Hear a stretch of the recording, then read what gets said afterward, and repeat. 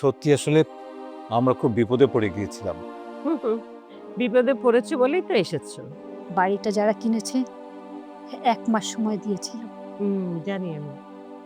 ১ মাসের মধ্যে বাসা খোঁজা, আবার এতগুলো টাকা অ্যাডভান্স। পানিয়া পরিবারের বড় বউ হবে, তখন মিথিলার গুরুত্ব কমে যাবে। জাস্ট এই কারণে? মানুষ কখনো কখনো নিজের জায়গা বাঁচাতে গিয়ে অন্যের ঘর ভেঙে ফেলে। সেখানে যত মানুষ কম ওঠা যায় ততই ভালো। পারু নাই, মিথিলা নাই, সাব্বির নাই, ভালোই হয়েছে। সত্যি বলতে কি আপা, আমার একটু স্বস্তির লাগছে। ওদের কথা আর বলিস না তো, ওদের নাম শুনলে না আমার মাথা ধরে যায়। ঠিক আছে আপা, আর ওদের নাম উচ্চারণ করবো না। মানুষ নিজের সন্তানের কাছ থেকে এমন ব্যবহার পেলেন কি করে বলতো?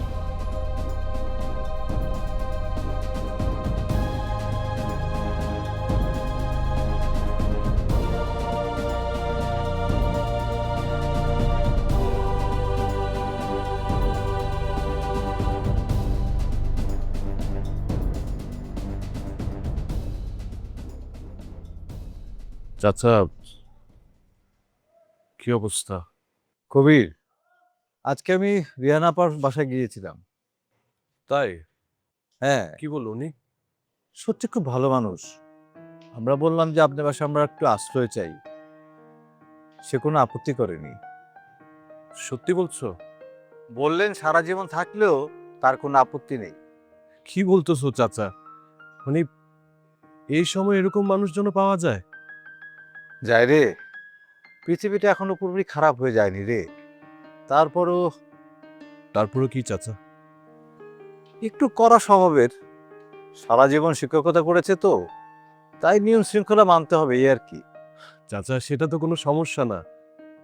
না, সেটা কোনো সমস্যা না, আমাদের জন্য ভালোই হবে। হুম। আচ্ছা, ওনার বাড়িতে আর কে কে আছে? ছোট ছেলে আছে অটিস্টিক, বড় কিন্তু বাচ্চাদের মতো আচরণ করে। আর নাতনি একজন আছে, ওর সঙ্গে আমার দেখা হয়নি। ও, বুঝতে পেরেছি। আচ্ছা, ওদের বাসায় রুম কয়টা?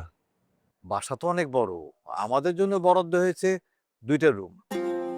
ও, 2টা? ধর একটাতে তোর চাচি, প্রীতি আর এই জেরিন থাকবে, আরেকটাতে? আরেকটাতে হচ্ছে যে আমি, তুই, তরু। চাচা, আমি একটা কথা বলবো? বল। আমার মনে হয় না এটা ঠিক হবে। কোনটা? চাচা, আপনি বুঝতে পারছেন না, অন্য একটা ফ্যামিলি বাসায় গিয়ে আমরা এতগুলো মানুষ একসাথে থাকবো, এটা কি ঠিক হবে? বাবা, কিন্তু এখন উপায় কি? চাচা, আমি বরং একটা মেসে গিয়ে উঠি। কি বললি? হ্যাঁ চাচা, আমি মেসে থাকি। না, চাচা আগে শুনো। শোনার কিছু নাই, না মানি না। চাচা, তোমাকে তো বাস্তবতাটাও বুঝতে হবে। বাস্তবতা আমিও বুঝি। কি বুঝতেছো চাচা তুমি? একটা রুমে 3টা মানুষ, তার উপর সবারই মানসিক চাপ আছে। তাতে কি? আমি থাকলে চাপ আরো বাড়বে চাচা। তুই নিজেকে কি মনে করিস? চাচা, আমি বোঝা হতে চাই না। বোঝা? হ্যাঁ। এই কথাটা তুই আর কোনোদিন আমার সামনে বলবি না। কিন্তু না, চাচা প্লিজ, চাচা। তুই আমার ভাইজানের ছেলে, তুই বোঝা হবে কি করে? হ্যাঁ, চাচা, তুমি পরিস্থিতি তো দেখেছো। আর এই পরিস্থিতি দেখেছি বলেই তো বলছি। আমার জন্য সবাইকে কষ্ট করতে হচ্ছে। তোর জন্য? হ্যাঁ চাচা, বাবা অসুস্থ হল, তারপর আমি। থাম, সব দোষ নিজের ঘাড়ে নিবি না। কিন্তু চাচা, সত্যিটা তো বদলাবে না। বিপদে সবাই একসাথে থাকতে না পারলে আর কোনোদিনই একসাথে থাকতে পারবো না। চাচা, আমি সেটা বলিনি। তাহলে কি বলছিস তুই? কষ্ট আরো বাড়বে চাচা। কষ্ট তো আগে এসেছে, তুই চলে গেলে কি কষ্টটা কমবে? চাচা। আমি সবচেয়ে বড় কিসে ভয় পাই জানিস? কিসে? আমরা যদি আলাদা হয়ে যাই, এই সংসারটা না অনেক কষ্টে টিকে আছে। চাচা, আমি তো সম্পর্ক ছিন্ন করছি না। আর এই মানুষ দূরে চলে গেলে সম্পর্ক ছিন্ন হয়ে যায়। সবসময় না চাচা। এটা সবসময় যায়। আজকে তুই চাকরির জন্য শহরে যাবি, দূরে চলে যাবি, মাসে হয়তো ভুলে একদিন ফোন দিবি, তাই তো হবে। চাচা আমি আমি কথা দিচ্ছি এরকম কিছুই হবে না। দেখ, আমি জীবনে এরকম অনেক কিছু দেখেছি। ভাইজান নেই, আমাদের সে পুরনো বাড়িটা নেই, আগের মতো দিনও নেই। এখন যদি তুই আলাদা হয়ে যাস তাহলে আমাদের কি থাকবে বল? আমি পারবো না, আমি একদম পারবো না। চাচা তুমি আমাকে ভুল বুঝতেছো কেন আমি জানি না, আমি শুধু চেয়েছিলাম একটু সাহায্য করতে। পাশে থেকে সাহায্য কর বাবা, দূরে গিয়ে না। বাবা থাকলে কি বলতো জানো? কি বলতো? সবাইকে কষ্ট দিয়ে নিজের স্বস্তি খুঁজিস না। আরেকটা কথাও বলতো, বলতো পরিবারকে ছেড়ে যাস না কোথাও। ভুল বললাম? না, কিন্তু বাবা এখন কোথায় আছে চাচা কে জানে। খুঁজে বের করব, যেখানেই হোক আমি তন্ন তন্ন করে তোর বাবাকে খুঁজে বের করব। কিভাবে খুঁজে বের করবা চাচা? বাবা যদি অসুস্থ হয়ে কোথাও পড়ে থাকে, যদি কারো কাছে সাহায্যটা পর্যন্ত চাইতে না পারে? এত ভেঙে পড়লে চলবে? আমি রাতে ঘুমাতে পারি না চাচা, মনে হয় বাবা মাত্র আমাকে ফোন করবে, মনে হয় এখনই দরজায় নক করবে, কিন্তু ঘুম থেকে উঠে দেখি কেউ নেই।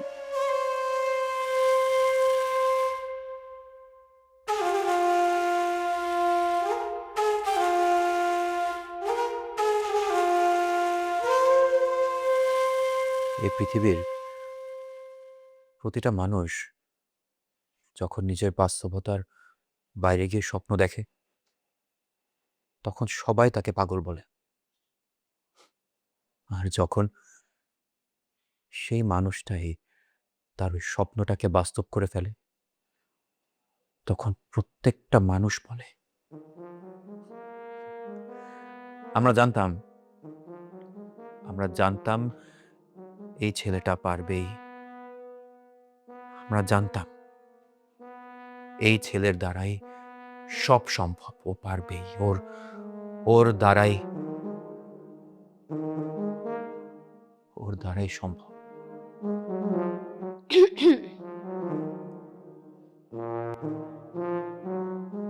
কিরে, তুই কখন এলি? এদিকে বস। বস। আমি তো অনেকক্ষণ ধরেই এখানে দাঁড়িয়েছিলাম, তোমার অ্যাক্টিং দেখছিলাম। তুমি এতই ডুবে ডুবে অ্যাক্টিং করছিলে যে পৃথিবী উল্টে গেলেও তুমি টের পেতে না যে আমি এখানে দাঁড়িয়ে আছি। Okay, I take that as a compliment. নাও নাও, নিতে পারো, কারণ পৃথিবীতে যত মানুষ তোমাকে পাগল ভাবে আমি তাদের মধ্যে না। Thank you. এখন বল, তোর কি লাগবে? তোর চোখে মুখে দেখা যাচ্ছে তুই কিছু একটা বলতে চাস, বল কি বলবি বল। একটা কথা বলবো? বল। আর এই একটা কথা বলবো শুনলেই না আমার খুব টেনশন লাগে, বল না। জেরিনের বিষয়টা নিয়ে। ও, তুমি তো জানো ওদের অবস্থা। মোটামুটি জানি। তুমি যতটুকু জানো এখন সিচুয়েশন তার চেয়েও বেশি খারাপ। মামার বাসা ছাড়তে হচ্ছে, মামি তার খালাতো বোনের বাসায় উঠবে, ওখানে মাত্র 2টা রুম, এতগুলো মানুষ কিভাবে গাদাগাদি করে থাকবে? জানো, জেইনের সাথে যখন কথা বলছিলাম না, ওর গলায় না একটা অদ্ভুত ক্লান্তি ছিল, মানে আমি বুঝাতে পারবো না, মানে ও অনেক স্ট্রং বুঝাতে চাচ্ছে বাট অ্যাকচুয়ালি ও ভিতর থেকে ভেঙে যাচ্ছে ভাইয়া। আমি বুঝতে পারছি। দেখ ফ্রিদা, আমি জানি, তোকে খোলাখুলি ভাবে একটা কথা বলি, আমি জানি জেরিন আমাকে খুব পছন্দ করে, হয়তো কেউ মুখে বলে না বাট আমি বুঝি। আমি এখনো প্রতিষ্ঠিত হইতে পারি নাই, একটা অডিশন দেই তো 2টা হারাই, একটা কাজ থাকে তো 2টা থাকে না। মানুষের স্ট্রাগলিং পিরিয়ডে না এগুলো ভাবাটা মানায় না ফ্রিদা। শোন, মানুষ যখন স্ট্রাগল করে তখন তার কাছে প্রত্যেকটা দিন এক একটা যুদ্ধের মতো লাগে। কিন্তু তাই বলে না শোন, আমি যদি এই মুহূর্তে কাউকে প্রেম ভালোবাসা এগুলোর আশ্বাস দিই, এটা তার প্রতি বরাবরই অন্যায়। কিংবা কিংবা আমি যদি এমন কোনো পরিস্থিতিও তৈরি করি, সেটাও তার প্রতি অন্যায়। কারণ আমি আসলে জানি না, বুঝছিস, যে আগামী 6টা মাস পর আমার ক্যারিয়ারের অবস্থা কোথায় যাবে, আমি জীবনের কোন অবস্থানে থাকবো, আমি জানি না। আমি জানি না আমি প্রতিষ্ঠিত হতে পারবো কি পারবো। একটা মিনিমাম সিকিউরিটি যে একটা মানুষকে দেবো, সেটা আমার মধ্যে নাই।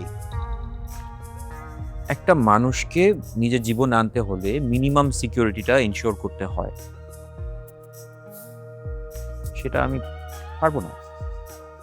কিন্তু জেরিনকে এখানে থাকতে দেওয়াটা মানে কি তাকে আশা দেওয়া হবে? সবাই তো জিনিসটাকে সহজভাবে ভাববে না। মানুষ কি ভাববে এটা কি সবসময় সবচেয়ে গুরুত্বপূর্ণ ভাইয়া? শোনো, যখন আমার আর দাদির থাকার কোনো জায়গা ছিল না, তখন আমাদের কে আশ্রয় দিয়েছে? এই পরিবার, এই বাড়ি, এই মানুষগুলো। তখন কিন্তু তারা এটা ভাবেনি যে আমরা কতদিন থাকবো, কি খরচ করব, কি প্রবলেমস আসবে। তারা জাস্ট এটা দেখেছে যে আমরা বিপদে আছি। ভাইয়া, আজকে জেরিনদের বিপদ, তাই বলে কি আমরা চোখ ফিরিয়ে নিব জাস্ট বিকজ সিচুয়েশনটা অনেক জটিল? ফ্রিদা, তুই না কথাগুলো এমন ভাবে বলিস যে সামনের মানুষটা না করতেই পারবে না। পেন্টিং এর পাশাপাশি একটু ব্ল্যাকমেলিংও শিখেছি। বাহ, বুঝলাম। সত্যি বলো ভাইয়া, যদি জেরিন তোমাকে পছন্দ না করতো, তাহলেও কি তোমার আপত্তি থাকতো? হয়তো না। তাহলে সমস্যাটা জেরিনের থাকা নিয়ে না, সমস্যাটা এটা যে তুমি একটা আনকমফোর্টেবল সিচুয়েশনে পড়তে পারো। হয়তো।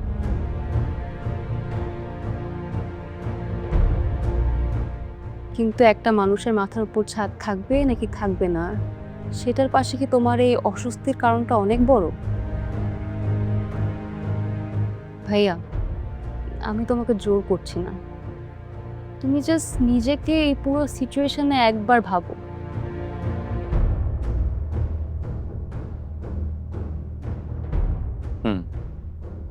ভাবছি।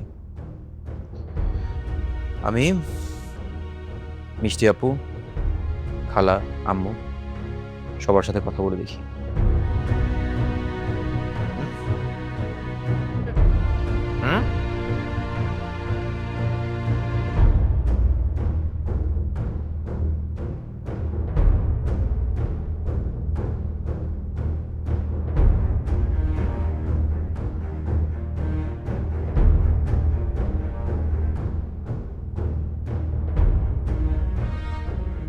আমার দিকে একবার তাকাবে?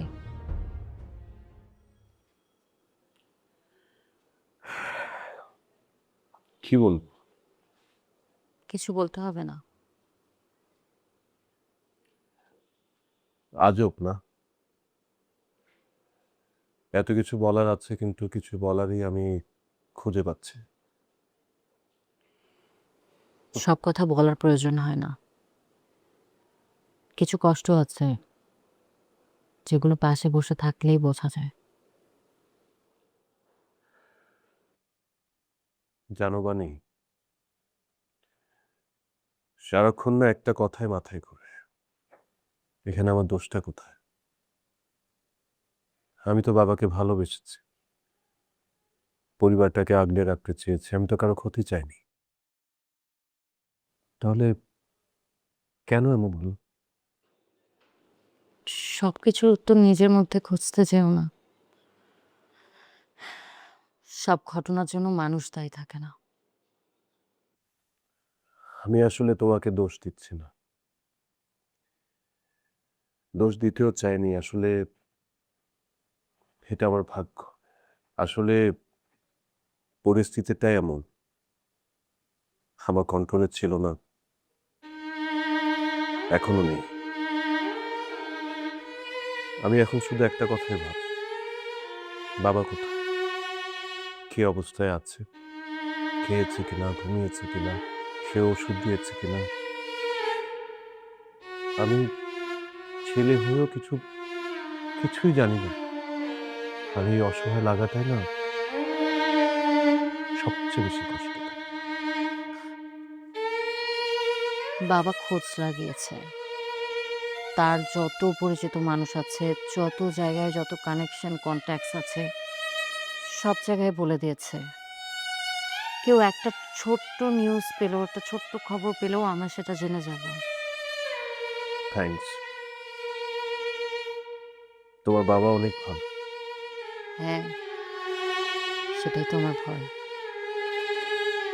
আমার বাবা খুব ইমোশনাল মানুষ।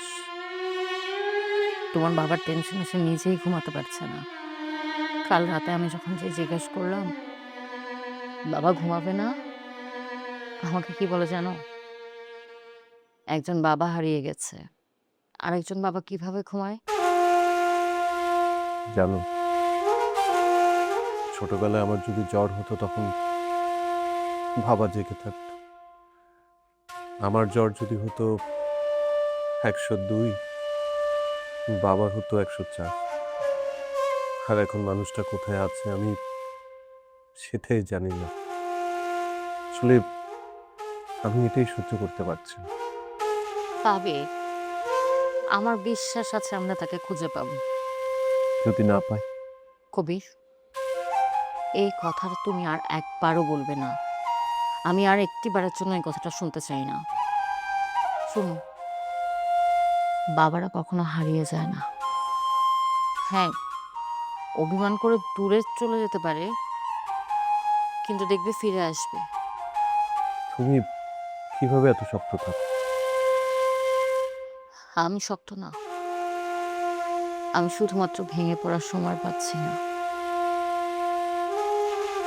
কারণ তুমি ভেঙে পড়েছো, এর মধ্যে আমাদের একজনকে তো দাঁড়িয়ে থাকতে হবে। আচ্ছা, তুমি ক্লান্ত হয়ে যাও না, আমাকে সামাল দিতে দিতে। হ্যাঁ হই, অনেক ক্লান্ত হই, কিন্তু জানো, মানুষ কাজ করে ক্লান্ত হয়, ভালোবেসে না। একটা কথা বলবো, এই অনিশ্চয়তাটা কতদিন থাকবে? আমার না মাঝে মাঝে ভয় হয় কবির। আজকে আমরা বাবাকে খুঁজে পাচ্ছি না, কাল কি হবে জানি না, তারপরে কি হবে তাও জানি না। কিন্তু এই না জানার তো একটা সীমা আছে। আমি জানি না আমরা কবে স্বাভাবিক হব, কবে আবার নিঃশ্বাস নিতে পারবো। বানি,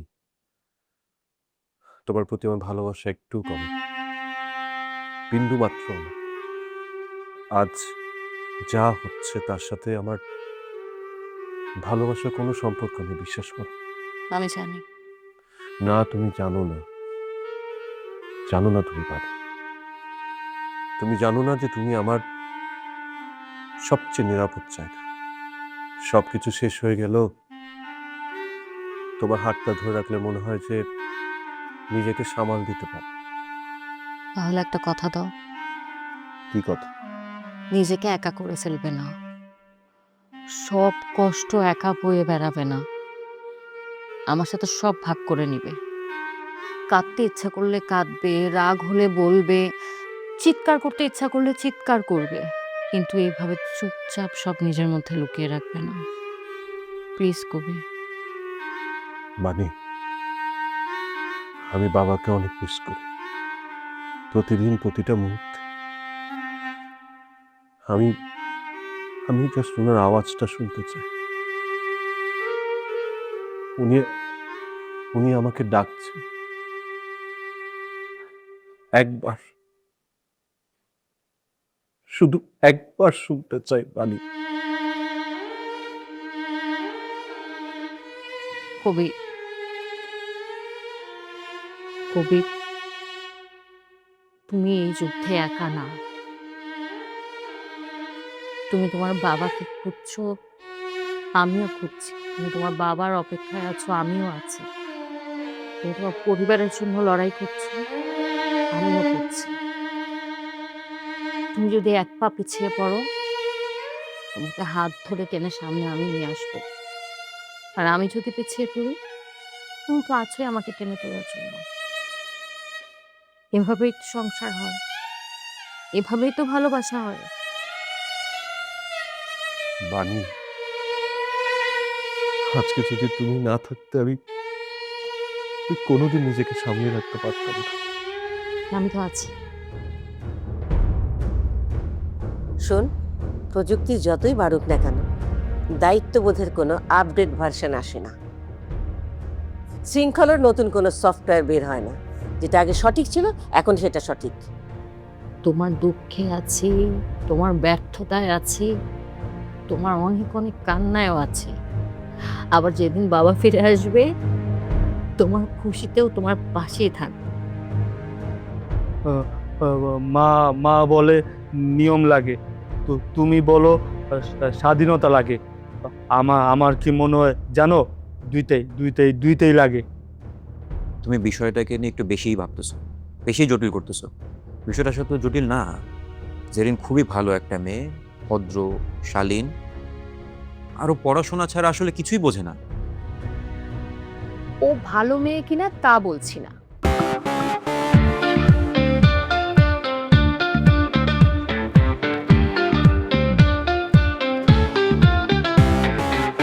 চোরাস্রোতে ভাসি, বালির ঘর বাঁধি, স্বপ্নের ফেরিওয়ালাটা দিয়ে যায়। জীবনে কুয়াশা ধোয়াটে পথ, আলো আধারের সাথে খেলা চলেই যায়।